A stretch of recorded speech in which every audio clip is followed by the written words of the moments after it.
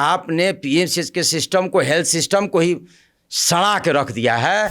जहां लोग काम नहीं कर रहे हैं, प्राइवेट प्रैक्टिस में कर ज़्यादा ध्यान दे रहा है, दलाल वहां एक्टिव है। जब मैं वीआरएस लेकर आया 2020 में, तो मैंने क्या देखा? कुत्ता सोया हुआ है हथुआ वार्ड में, नरकंकाल सोया हुआ है, पूरा बेड खाली है। वहाँ डॉक्टर्स की जो स्थिति है, कुछ को छोड़ दें अगर, तो वो सेंसिटिविटी मर गई है। डॉक्टरों का ट्रांसफर पोस्टिंग एक बहुत बड़ा स्कैम है, हेल्थ मिनिस्ट्री से वो जुड़ा हुआ है। डॉक्टर 20-20 साल, 30 साल एक ही जगह पे कैसे बैठा हुआ है? जो जीनियस डॉक्टर है वो पीएमसीएच में नहीं आता है, जाति के आधार पे, धर्म के आधार पे ये आपने बांट के रखा हुआ है समाज को। तभी तो मीडिया का आइकन थे, लाखों लोग फॉलोअर हैं उनके। अगर वो समाज के लिए खड़े होते हैं तो समाज उनके साथ हमेशा खड़ा रहता है। 2 मीटिंग अटेंड किया बिहार में प्रशांत जी का, लगा ईमानदारी है, क्योंकि मैं एक ईमानदार अफसर हूँ।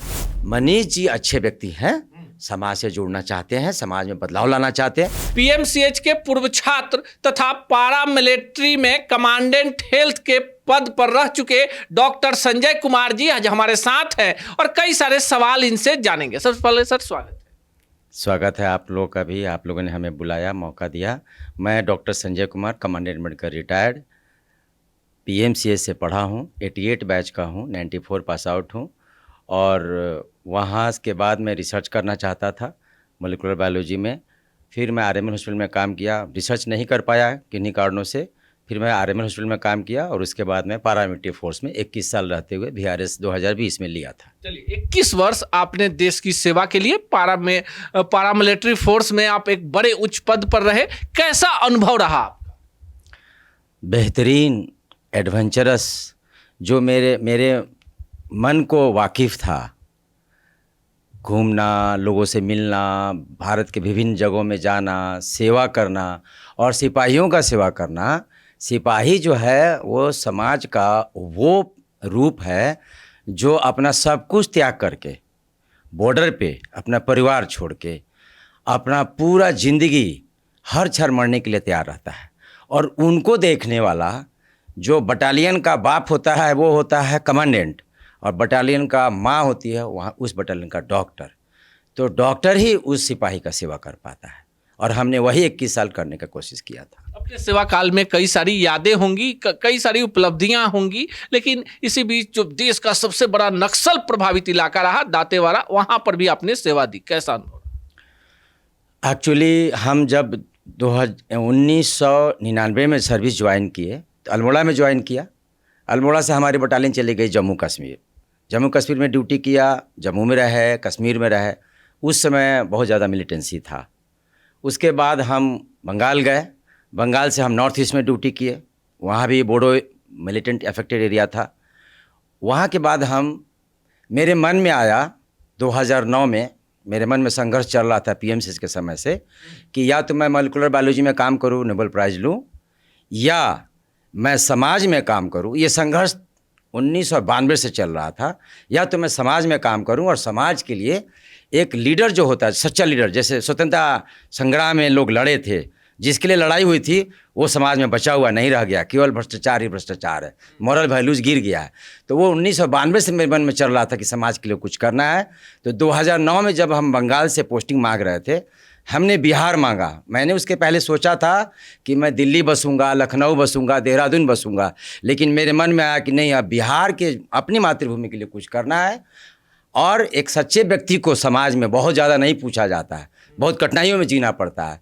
तो बिहार में पटना की बटालियन दत्तेवाड़ा में पोस्टेड थी, तो हमारी कोई पैरवी नहीं, मैं पैरवी ना करता हूँ ना लेता हूँ। 7000 सिपाही हमने भर्ती किया है ईमानदारी से। हमने बटालियन बिहार की मांगी क्योंकि बिहार में मुझे आना था कि वो बटालियन दत्तेवाड़ा में है, पोस्टिंग मिल जाएगी, सेवा भी करेंगे और बिहार में एंट्री भी करेंगे। 2009 में वो सोच के कि बिहार में ज़मीन पे काम करना है, हम पोस्टिंग लिए, दत्तेवाड़ा गए। और दत्तेवाड़ा में जो पता चला था, 1.5 साल में 15 सिपाही या तो फैल्सिफरा मलेरिया से मर चुका था या वो सुसाइड कर चुका था। मतलब उनकी स्थिति बहुत ख़राब थी। और जब मैं ग्राउंड में गया दत्तेवाड़ा, 40 बटालियन की वहाँ पे जो बटालियन थी, वहाँ स्थिति खराब परिस्थिति था कि जो सुकमा के आगे 5 कंपनियाँ थीं, 4 कंपनी, वहाँ के बच्चे छुट्टी के लिए भद्राचलम से छुट्टी जाते थे और दत्तेवाड़ा के लोग दत्तेवाड़ा से छुट्टी जाते थे। मतलब आपस में कनेक्शन टूटा हुआ था। हमने जाके उस कनेक्शन को जोड़ा, क्योंकि हम अपने सिपाही को मरते हुए नहीं देख सकते हैं। मेरा दिल गवाही नहीं देता है। हम उनको सेवा करने के लिए हम अपने कमांडेंट को बोले कि सर हम जाना चाहते हैं चारों कंपनी में।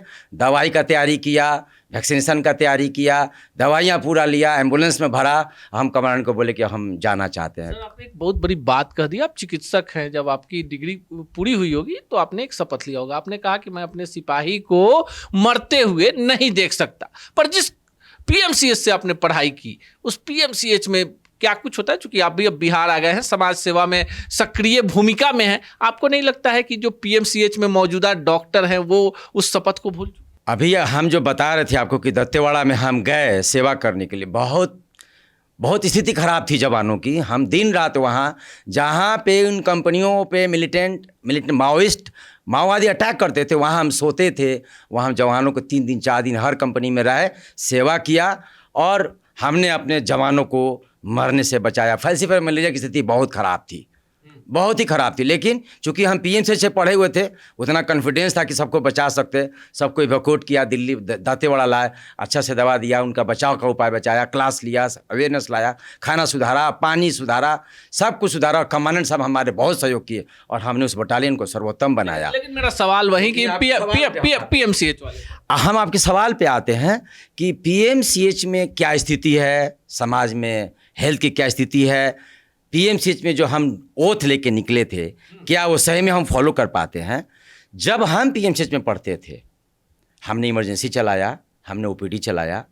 पीएमसीएच हिंदुस्तान का 5वां मेडिकल कॉलेज है, सर्वोत्तम मेडिकल कॉलेज था। 1967 तक लंदन जाने के लिए बिना प्लैब एग्जाम दिए डायरेक्ट एंट्री होती थी, क्योंकि इसका नाम था Prince of Wales Medical College, PWMC। इसका नाम बाद में श्री कृष्ण बाबू सीएम बने, उसके बाद इनका जो है पीएमसीएच नाम दिया गया कि जमीन से जुड़ा हुआ नाम होना चाहिए। वो पीएमसीएच जो हमारे समय में था, जब हम लोग सेवा करते थे, कोई भी मरीज तकलीफ में नहीं रहता था। हमारा हथुआ वार्ड भरा हुआ रहता था। हम गोपाल बाबू की यूनिट में थे। चाहे वो ब्रेन का मरीज हो, चाहे वो चेस्ट का मरीज हो, चाहे वो पेट का मरीज हो, चाहे वो मेनिंजाइटिस हो, कोई भी मरीज को हम लोग बिना ठीक किए, हमने तो डेथ सर्टिफिकेट साइन ही कम किया होगा, ये स्थिति था। हमको डेथ सर्टिफिकेट भरने की आदत नहीं है। हमने एसएसबी में भी डेथ सर्टिफिकेट नहीं भरा है, और हमने पीएमसीएच में भी डेथ सर्टिफिकेट बहुत कम भरा है। आरएमएल स्कूल में भी हम लोग अपने वार्ड में कभी डेथ सर्टिफिकेट नहीं भरते थे। कई लोग पूछते थे कि डॉक्टर साहब ऐसा कैसे होता है? बोले ये तो आपके दिल की बात है, आपको सेवा करना है। यही स्थिति पीएमसीएच में जब तक हमारा बैच था, उसके कुछ दिन बाद तक स्थिति रही। लालू जी भी उस समय थे, शुरुआत में जब सीएम बने, उन्होंने भी टाटा वार्ड वहाँ बनाया। लेकिन पीएमसीएच में कोई मिनिस्टर या सीएम कोई दखलंदाजी नहीं करता। पीएमसीएच अपने में ऑटोनोमस बॉडी था, बहुत बढ़िया काम होती थी। लेकिन जो समाज में गिरावट आई है मॉरल वैल्यूज और क्रिमिनल और करप्ट प्रैक्टिसेस में, वो डॉक्टर के ऊपर भी आया है, वो मेडिकल कॉलेज में भी आया है, वो पीएससी से लेके कम्युनिटी हेल्थ सेंटर से लेके डिस्ट्रिक्ट सब तक गया है। और आज हम देखते हैं, जब कोरोना टाइम में हम पीएमसीएच में गए देखने के लिए, जब मैं वीआरएस लेकर आया 2020 में, तो मैंने क्या देखा? कुत्ता सोया हुआ है हथुआ वार्ड में, नरकंकाल सोया हुआ है, पूरा बेड खाली है। मैं अपने बैचमेट्स को भी वो फोटो भेजा। बहुत दर्द होता है। गंगा के किनारे जाते थे, मेरे क्लिनिक नया टोला में ही खोला था, और वो स्थिति जारी ही है। वहाँ डॉक्टर्स की जो स्थिति है, कुछ को छोड़ दें अगर, तो वो सेंसिटिविटी मर गई है। अभी 11 साल की बच्ची हाल फिलहाल में मनीष कश्यप जी उस पर को बहुत कवरेज दिए कि भैया, उसके 10 दिन पहले जब मनीष कश्यप एक गरीब बहन के इलाज के लिए गए, वहां रिक्वेस्ट किया, और उसके बाद जो कुछ वहां हुआ, ये भी जानकारी आपको होगी। अब उसके डिटेल तो मुझे नहीं मालूम है, लेकिन व्यवस्था तो लचर है, व्यवस्था में दिक्कत है। उसी पे उन्होंने कोशिश किया होगा बोलने का।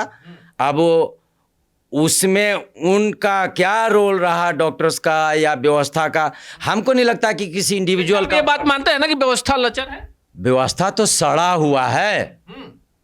तो फिर व्यवस्था, डॉक्टर साहब, अब देखिए हम ज्यादा उसमें जाएंगे नहीं, व्यवस्था सुधरेगी कैसी? नहीं, मैं इस पे बताना चाहूंगा, डॉक्टरों का ट्रांसफर पोस्टिंग एक बहुत बड़ा स्कैम है। हेल्थ मिनिस्ट्री से वो जुड़ा हुआ है। डॉक्टर 20-20 साल 30 साल एक ही जगह पे कैसे बैठा हुआ है? जो जीनियस डॉक्टर है वो पीएमसीएच में नहीं आता है, जाति के आधार पे, धर्म के आधार पे, या आपने बांट के रखा हुआ है समाज को, पैसे के आधार पे आपने समाज को बांट रखा है। जिसकी मेरिट है वो तो जगह पे नहीं है, जिसकी मेरिट नहीं है वो 20 साल से परिवार के आधार पे बैठा हुआ है, जात के आधार पे बैठा हुआ है और पैसे के आधार पे बैठा हुआ है। इसमें सब कुछ का रोल है, ये पूरा नेक्सस है। आपने पीएमसीएच के सिस्टम को, हेल्थ सिस्टम को ही सड़ा के रख दिया है। जहां लोग काम नहीं कर रहे हैं, प्राइवेट प्रैक्टिस में कर ज़्यादा ध्यान दे रहा है, दलाल वहां एक्टिव है, वहां डिपार्टमेंट में काम नहीं हो रहा है। कुछ ऐसा नहीं कहूँगा कि सब खराब है, कुछ लोग सही हैं, लेकिन डॉक्टर साहब इतनी व्यवस्था पर आप बोल रहे हैं, व्यवस्था बदलेगी कैसे? मनीष कश्यप पर जानलेवा हमला करने से, 11 साल की दलित बच्ची की स्ट्रेचर पर ही जान ले लेने से, कांग्रेस के प्रदेश अध्यक्ष को धक्का दे देने से, या फिर प्रधानमंत्री को वो बड़ी बिल्डिंग दिखाने से? ऐसे तो कभी नहीं हो सकता है। 5,000 करोड़ की बिल्डिंग आप बना दिए, पुल बना दिए, सड़क बना दिए, आपका पूरा का पूरा ध्यान कंक्रीट के निर्माण पे है, क्योंकि 10,000 करोड़ खर्चा होता है तो 5,000 करोड़ आपके पॉकेट में जाता है। और उसमें मिनिस्टर भी शामिल है, ब्यूरोक्रेट भी शामिल है, ठेकेदार भी शामिल है और समाज के लोग भी शामिल है। Top to bottom minister direct उसमें शामिल होते हैं, वो मिनिस्ट्री डायरेक्ट शामिल होती है। चाहे 900 करोड़ का अभी घपला हुआ है, आपका मेडिकल सुपरिटेंडेंट रिटायरमेंट के बाद 2 बार कैसे कंटिन्यू किया हुआ है? और जब बच्ची मर जाती है, 11 साल की बच्ची रेप का, जिसका गला कटा हुआ था, आप 6 घंटा घुमाते रहे हो, एम्बुलेंस में पड़ी रही, तो आप मेडिकल सुपरिटेंडेंट को जिम्मेदार नहीं ठहरा के एक्टिंग मेडिकल सुपरिटेंडेंट को सस्पेंड कर देते हैं।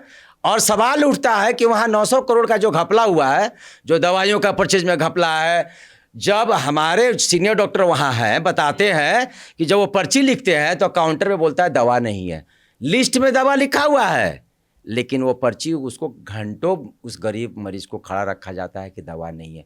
सच्चाई जो है वो बहुत खराब है। लेकिन डॉक्टर साहब, अब बड़े डॉक्टर रहे हैं, बड़े सर्जन रहे हैं, अगर किसी मरीज के शरीर में इतनी सारी बीमारियां हो जाए तो आपके जैसे डॉक्टर उसको क्या इलाज का सुझाव देंगे? आपने कह दिया मंत्री भ्रष्ट, डॉक्टर भ्रष्ट, सिस्टम भ्रष्ट, ठेकेदार भ्रष्ट और वो तमाम लोग भ्रष्ट जो इस व्यवस्था को सुधार सकते हैं। तो मान लीजिए पूरी व्यवस्था शरीर है और आप डॉक्टर है, तो क्या कीजिएगा? बहुत बड़े ऑपरेशन की जरूरत है, सर्जिकल स्ट्राइक, सर्जिकल ऑपरेशन की ज़रूरत है। बिना समाज में समझाए हुए, जगाए हुए, सबको, पूरे बिहार के लोगों को, जो जाति धर्म में उलझे हुए लोग हैं, जिनको पार्टियां जाति धर्म में उलझा के जानबूझ के रखती हैं, जिसे विकास का मुद्दा, पलायन का मुद्दा, बेरोजगारी का मुद्दा, अशिक्षा का मुद्दा, गरीबी का मुद्दा ना बात करे लोग, उनको नफरत के राजनीति में बांट दिया। लेकिन मनीष कश्यप तो यही सवाल उठाते हैं ना कि मजदूर की बात कर लो, पलायन की बात कर लो, रोजगार की बात कर लो, गरीबी की बात कर लो,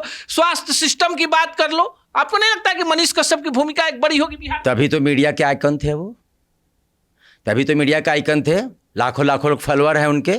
अगर वो समाज के लिए खड़े होते हैं तो समाज उनके साथ हमेशा खड़ा रहता है। इसका गवाही क्या चाहिए? मनीष कश्यप के जितने लाखों फॉलोअर हैं वो क्यों हैं? क्योंकि वो समाज की बात उठा रहे थे। बीच में कुछ दिक्कतें आई हैं, उनके डिटेल में हम नहीं जाना चाहेंगे। हमारे ज़िंदगी में भी कुछ दिक्कतें आ जाती हैं, लेकिन जब हमारी समझदारी ग्रो करती है, समझदारी बढ़ती है, तो हम उसको करेक्ट करते हैं। तो मनीष जी भी उसमें करेक्शन लाएंगे। अगर हम कहीं गए और वो परिवार सही नहीं रहा तो सही परिवार में कोशिश किया जाए। चलिए, अब आपका भी सवाल ले लेते हैं। सब तमाम सवालों के बाद, आपने एक पॉलिटिकल पार्टी ज्वाइन की है, चुनाव लड़ना है या फिर संगठन में काम करना है, या आपको लगता है कि ये पॉलिटिकल पार्टी जिससे अभी आप जुड़े हुए हैं वो बिहार में बड़ा बदलाव कर? मैं एक बहुत बड़ा इसमें बात बोलना चाहूँगा कि जब 1992 से मेरे दिल में चल रहा था कि हमको समाज के लिए खड़ा होना है, रास्ता नहीं था, हम वेट कर रहे थे। हम प्रशांत किशोर जी को 7-8 साल से जानते थे। मैं 2-2 घंटा, 3-3 घंटा पेपर पढ़ता हूँ, मीडिया के खबर लेता हूँ कि पूरे विश्व में, भारत में, बिहार में क्या हो रहा है, समाज का भी रिसर्च करते रहते हैं। हमको पता था प्रशांत किशोर कुछ बड़ा भविष्य में करेंगे, हम वेट कर रहे थे। 2020, 21, 22 कोरोना में हम अपना क्लिनिक चलाए, हॉस्पिटल में काम किए। 22 में पता चला, एक फ़ोन आया कि जन स्वराज का पदयात्रा शुरू होने वाला है। हमारा वो दिमाग में आया कि अब कुछ अच्छा शायद होगा। 2 मीटिंग अटेंड किया बिहार में प्रशांत जी का, लगा ईमानदारी है, क्योंकि मैं एक ईमानदार अफसर हूँ, ईमानदार डॉक्टर हूँ, हमारे दिल में ईमानदारी है। हम चाहते हैं, अगर आप समाज में कुछ अच्छा करना चाहते हैं तो वो केवल एक सही व्यक्ति कर सकता है, गांधी के रास्ते पर चल के हो सकती है। ये मेरे दिमाग में तो फिट था। प्रशांत जी ने वही बात बोला। पदयात्रा में गए 2.5 महीना सोच के, अपनी बीवी को मनाया, राम जी का उदाहरण दिया। बीवी नहीं जाने दे रही थी। हमने कहा वनवास तो 14 साल राम जी भी गए थे, हमको 2.5 महीना जाने दीजिए। हम गए, देखा ईमानदारी है, सच्चाई है, पदयात्रा हो रही है, दिन रात हर फेस्टिवल में हम लोग चले।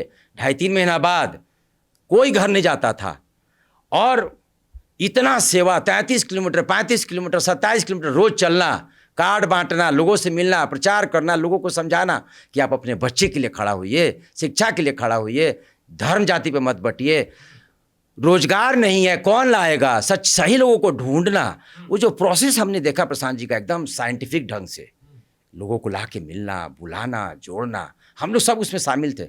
हमको दिल को बहुत भाया कि सही काम हो रहा है। हम प्रसाद जी से पूछे, अभी भी बता दीजिए, अब तो चूंकि अब विषय काफी बड़ा है, हम इस पर अलग से फिर आपसे बात करेंगे। आज हम आपसे हेल्थ सिस्टम पर बात कर रहे थे, मनीष कश्यप पर हमने बात कर ली, बिहार के बदलाव पर बात कर ली। चलते चलते आखिरी सवाल, चूंकि आप काफी ईमानदार व्यक्ति रहे, आपने अपने जीवन के कई सारे आयामों से हमारे दर्शकों को रूबरू करवा दिया। अब ये बता दीजिए, मनीष कश्यप ईमानदार व्यक्ति हैं आपकी नजर में, बिहार की नजर में। मनीष कश्यप ने अभी तक डिसाइड नहीं किया किस पॉलिटिकल पार्टी में जाना है। आप चूंकि बिहार में बदलाव लाना चाहते हैं, आप ही बताइए मनीष कश्यप को किस पार्टी में जाना चाहिए? मैं जो बात कर रहा था उसको ख़त्म करता हूं कि वो अभियान था जिसमें हम चले थे, वो एक पार्टी नहीं थी। आपने क्वेश्चन किया था, आप पार्टी ज्वाइन किए। 2 साल हम पदयात्रा किए। 2 साल बाद 2 अक्टूबर 2024 को जन स्वराज पार्टी का निर्माण हुआ। कोई लालच नहीं था, प्रशांत किशोर के मन में कोई लालच नहीं था। तो वही ईमानदारी से हम जुड़े और पार्टी बनने के बाद भी वो अभियान जारी है समाज को जगाने का। कोई लालच नहीं है, बच्चे के भविष्य के लिए हम लोग खड़ा कर रहे हैं और समाज जग चुका है। मनीष जी के लिए जो आपने क्वेश्चन किया, मनीष जी अच्छे व्यक्ति हैं, समाज से जुड़ना चाहते हैं, समाज में बदलाव लाना चाहते हैं, जिसके लिए वो 10-15 साल जो मीडिया में अपना काम किए हैं। अगर उनके दिल में इतना बड़ा चेंज लाना की इच्छा है तो वो खुद डिसाइड करें कि उनको कहाँ आके जुटना चाहिए, कहाँ खड़े होंगे तो एक बहुत बड़ा प्लेटफॉर्म मिले। उनके जैसे हजारों लोग जहाँ उनको मिल रहे हैं वहाँ उनको जुटना चाहिए। चलिए, बिहार में बड़े बदलाव की गाथा लिखना है तो समान विचारधारा वाले लोगों को एक मंच पर आना चाहिए। बिहार के हेल्थ सिस्टम में बड़े बदलाव की जरूरत है और बिहार को भी नए ईमानदार चेहरों की जरूरत है। बाकी आपको क्या लगता है कमेंट बॉक्स में जरूर बताइएगा। सच टॉक का ये वीडियो आप लोगों को कैसा लगा कमेंट करके जरूर बताएं। साथ ही साथ अपने दोस्तों से शेयर करना इस वीडियो को ना भूलें। और हमारा 25 लाख का परिवार फेसबुक पे है, फॉलो बटन पे क्लिक करके जो है आप उससे जुड़ सकते हैं। यूट्यूब पे भी लगभग 25 लाख का परिवार है हमारा, उस पे भी जो है सब्सक्राइब बटन पे क्लिक करके आप जुड़ सकते हैं। साथ ही साथ इंस्टाग्राम और ट्विटर पे भी जो है आप फॉलो करना ना भूलें, तब जाके जो है आपको वीडियो का नोटिफिकेशन सबसे पहले मिलेगा। जय हिंद।